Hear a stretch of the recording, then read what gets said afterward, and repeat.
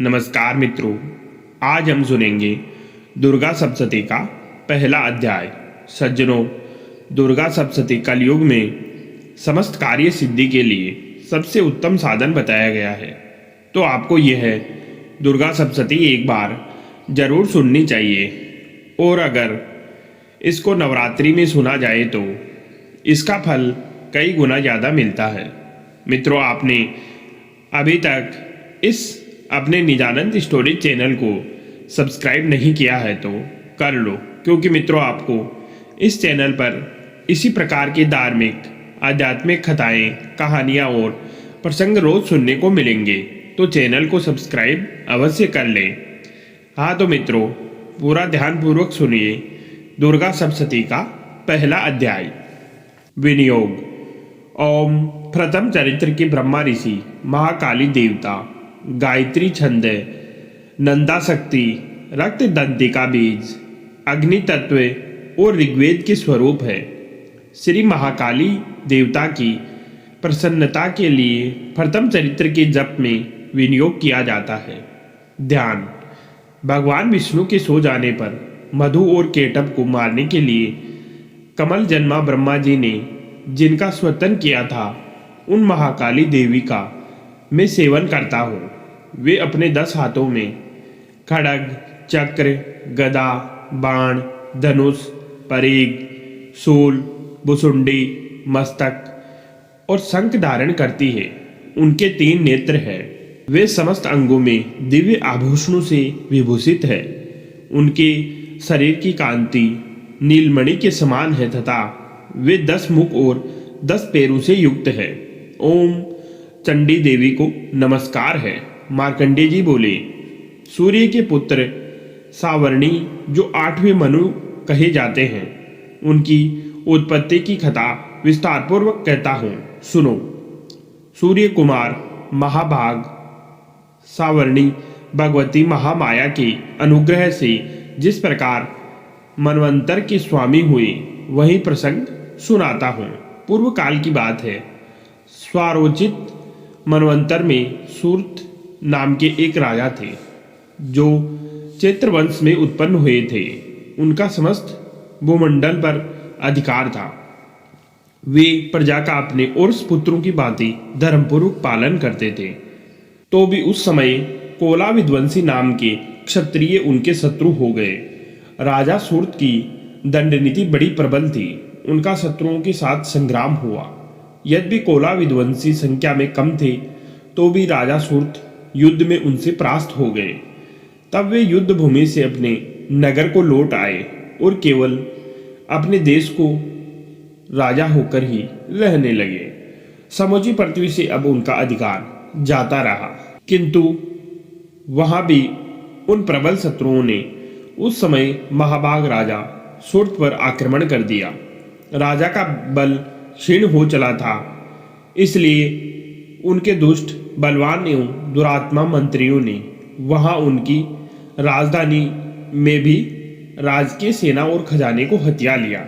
सूर्त का प्रभुत्व नष्ट हो चुका था, इसलिए वे शिकार खेलने के बहाने घोड़े पर सवार हो वहां से अकेले ही एक घने जंगल में चले गए। वहां उन्होंने विप्रवर मेघा मुनि का आश्रम देखा, जहां कितने ही हिंसक जीव अपनी स्वाभाविक हिंसावर्ती छोड़कर परम शांति भाव से रहते थे। मुनि के बहुत से शिष्य उस वन की शोभा बढ़ा रहे थे। वहां जाने पर मुनि ने उनका सत्कार किया और वे उन मुनिश्रेष्ठ के आश्रम पर इधर उधर विचरते हुए कुछ काल तक रहे। फिर ममता से आकृष्ट चित होकर वहां इस प्रकार चिंता करने लगे, पूर्व काल में मेरे पूर्वजों ने जिनका पालन किया था, वही नगर आज मुझसे रहित है। पता नहीं मेरे दुराचारी भृत्यगण उनकी धर्मपूर्वक रक्षा करते हैं या नहीं। जो सदा मद की वर्षा करने वाला और शूरवीर था, वह मेरा प्रधान हाथी अब शत्रुओं के अधीन होकर न जाने किन भोगों को भोगता होगा।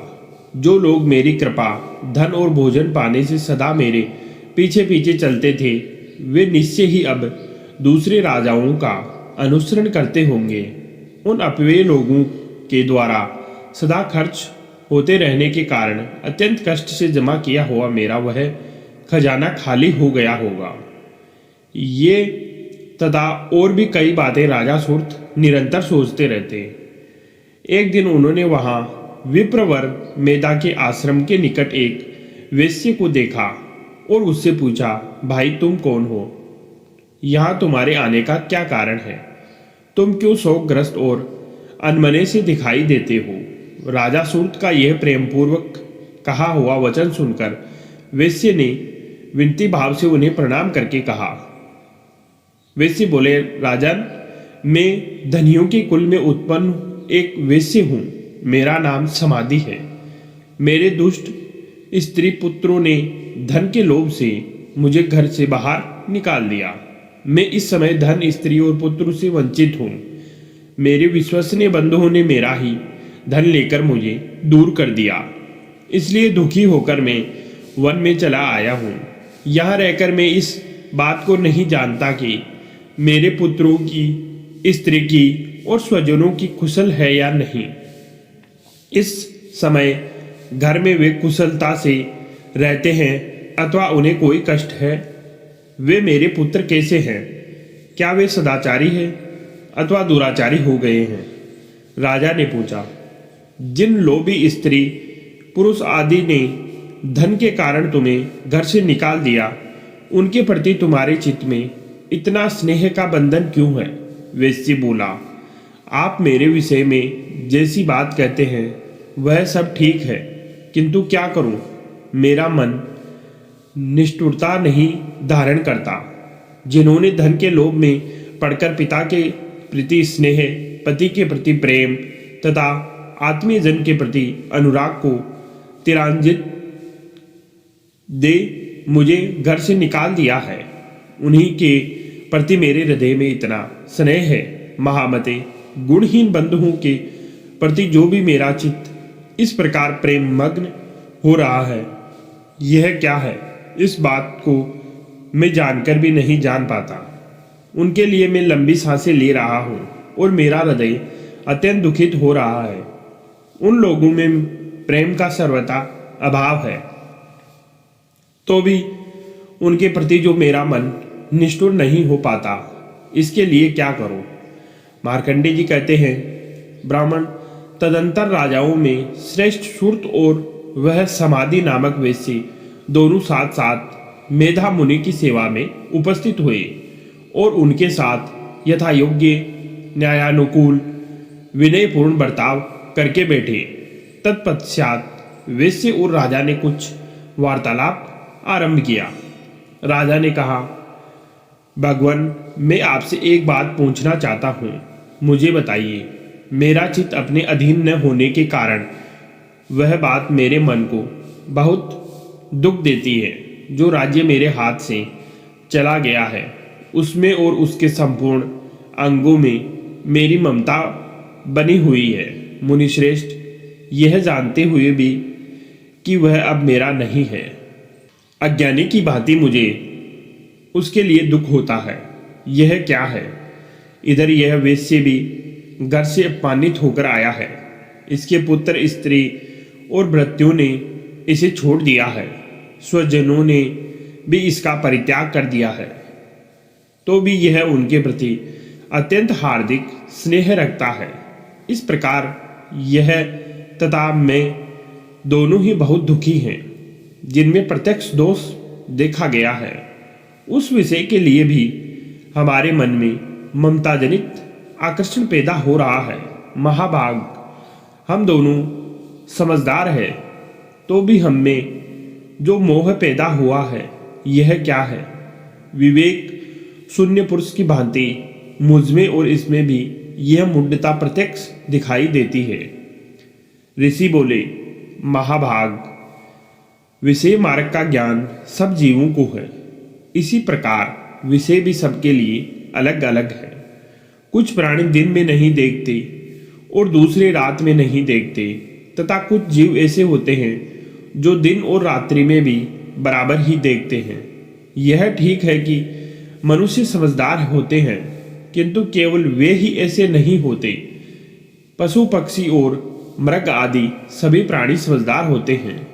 मनुष्य की समझ भी वैसी ही होती है जैसी उन मृग और पक्षियों की होती है, तथा जैसी मनुष्यों की होती है वैसी ही उन मृग पक्षी आदि की होती है।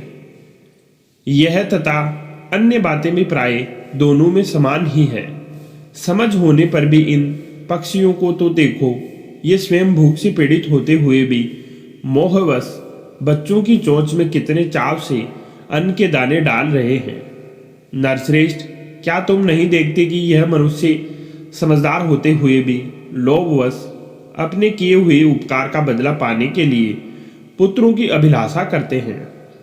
यद्यपि उन सब में समझ की कमी नहीं है, तथापि वे संसार की स्थिति, जन्म मरण की परंपरा बनाए रखने वाले भगवती महामाया के प्रभाव द्वारा ममतामय भंवर से युक्त मोह के गहरे गर्त में गिराए गए हैं। इसलिए इसमें आश्चर्य नहीं करना चाहिए। जगदीश्वर भगवान श्री विष्णु के योग निद्रा रूपा जो माया भगवती महामाया है, उन्हीं से यह जगत मोहित हो रहा है। वे भगवती महामाया देवी ज्ञानियों के भी चित्त को बलपूर्वक खींचकर मोह में डाल देती है। वे ही इस संपूर्ण चराचर जगत की सृष्टि करती है, तथा वे ही प्रसन्न होने पर मनुष्य को मुक्ति के लिए वरदान देती है।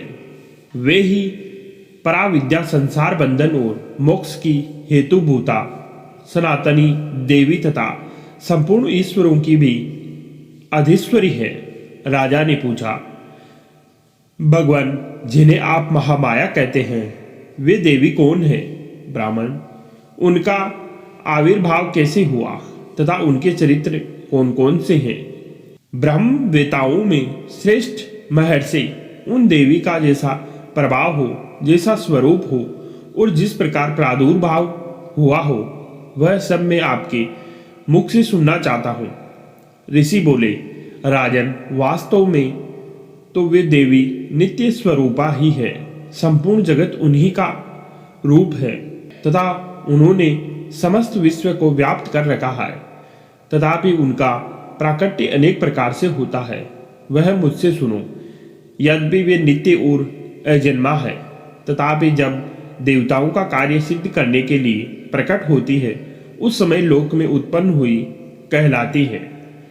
कल्प के अंत में जब संपूर्ण जगत एक कारण में निमग्न हो रहा था और सबके प्रभु भगवान विष्णु शेषनाग की सैया बिछाकर योग निद्रा का आश्रय ले सो रहे थे, उस समय उनके कानों के मेल से दो भयंकर असुर उत्पन्न हुए, जो मधु और केटप के नाम से विख्यात थे। वे दोनों ब्रह्मा जी का वध करने को तैयार हो गए। भगवान विष्णु के नाभि कमल में विराजमान प्रजापति ब्रह्मा जी जब उन दोनों भयानक असुरों को अपने पास आया हुआ और भगवान को सोया हुआ देखा, तब एकाग्रचित्त होकर उन्होंने भगवान विष्णु को जगाने के लिए उनके नेत्रों में निवास करने वाली योग निद्रा का स्तवन आरंभ किया, जो इस विश्व की अधीश्वरी जगत को धारण करने वाली, संसार का पालन और संहार करने वाली तथा तेज स्वरूप भगवान विष्णु की अनुपम शक्ति है। उन्हीं भगवती निद्रा देवी की भगवान ब्रह्मा स्तुति करने लगे। ब्रह्मा जी ने कहा, देवी, तुम्ही स्वाहा, तुम्ही स्वधा और तुम्ही वसटकार हो। स्वर भी तुम्हारी ही स्वरूप है। तुम्ही जीवनदायिनी सुधा हो। नित्य अक्षर प्रणव में अकार, उकार, मकार, इन तीन मात्राओं के स्वरूप में तुम्ही स्थित हो तथा इन तीन मात्राओं के अतिरिक्त जो बिंदु रूपा नित्य अर्ध मात्रा है, जिसका विशेष रूप से उच्चारण नहीं किया जा सकता, वह भी तुम्ही हो। देवी, तुम्ही संध्या, सावित्री तथा परम जननी हो। देवी, तुम्ही इस विश्व ब्रह्मांड को धारण करती हो। तुमसे ही इस जगत की सृष्टि होती है, तुम्ही से इसका पालन होता है और सदा तुम्ही कल्प के अंत में सबको अपना ग्रास बना लेती हो। जगन्मयी देवी, इस जगत की उत्पत्ति के समय तुम सृष्टि रूपा हो, पालन काल में स्थिति रूपा हो तथा कल्पांत के समय संगार रूपा धारण करने वाली हो। तुम्हें महाविद्या, महामाया, महामेधा, महास्मृति, महामोह रूपा महादेवी और महासुरी हो। तुम्ही तीनों गुणों को उत्पन्न करने वाली सबकी प्रकृति हो। भयंकर काल रात्रि, महारात्रि और मोहरात्रि भी तुम्ही हो। तुम्ही श्री, तुम्ही ईश्वरी, तुम्ही ही और तुम्ही बोध स्वरूपा बुद्धि हो। लज्जा, पुष्टि, तुष्टि, शांति और क्षमा भी तुम्ही हो। तुम खड़ग धारिणी, शूल धारिणी, घोर रूपा तथा गदा, चक्र, शंख और धनुष धारण करने वाली हो। बाण, भुसुंडी और परीग ये भी तुम्हारे अस्त्र है। तुम सौम्य और सौम्यतर हो। इतना ही नहीं, जितने भी सौम्य और सुंदर पदार्थ है उन सब की उपेक्षा तुम अत्यधिक सुंदर हो। पर और अपर सबसे परे रहने वाली परमेश्वरी तुम ही हो। सर्वस्वरूप में देवी, कहीं भी सत असत रूप जो कुछ वस्तुएं हैं और उन सब की जो शक्ति है वह तुम ही हो। ऐसी अवस्था में तुम्हारी स्तुति क्या हो सकती है? जो इस जगत की सृष्टि, पालन और श्रृंगार करते हैं, उन भगवान को भी जब तुमने निद्रा के अधीन कर दिया है, तब तुम्हारी स्तुति करने में यहाँ कौन समर्थ हो सकता है? तुमको भगवान शंकर को तथा भगवान विष्णु को भी तुमने ही शरीर धारण कराया है, अतः तुम्हारी स्तुति करने की शक्ति किसमें है? देवी, तुम तो अपने इन उदार प्रभावों से ही प्रशंसित हो। ये जो दोनों दुर्धर्ष असुर मधु और केटप है, इनको मोह में डाल दो और जगदीश्वर भगवान विष्णु को शीघ्र ही जगा दो। साथ ही इनके भीतर इन दोनों महान असुरों को मार डालने की बुद्धि उत्पन्न कर दो।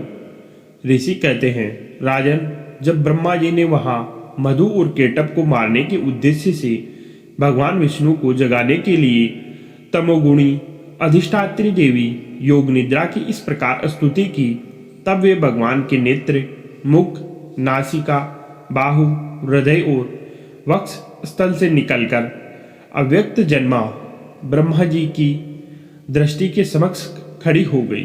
योग निद्रा से मुक्त होने पर जगत के स्वामी भगवान जनार्दन उस एकार्णवक के जल में शेष नाग की सैया से जाग उठे। फिर उन्होंने उन दोनों असुरों को देखा। वे दुरात्मा मधु और केटप अत्यंत बलवान तथा पराक्रमी थे और क्रोध से लाल आंखें किए ब्रह्मा जी को खा जाने के लिए उद्यम कर रहे थे। तब भगवान श्री हरि ने उठकर उन दोनों के साथ 5000 वर्ष तक केवल बाहु युद्ध किया। वे दोनों भी अत्यंत बल के कारण उन्मत्त हो रहे थे।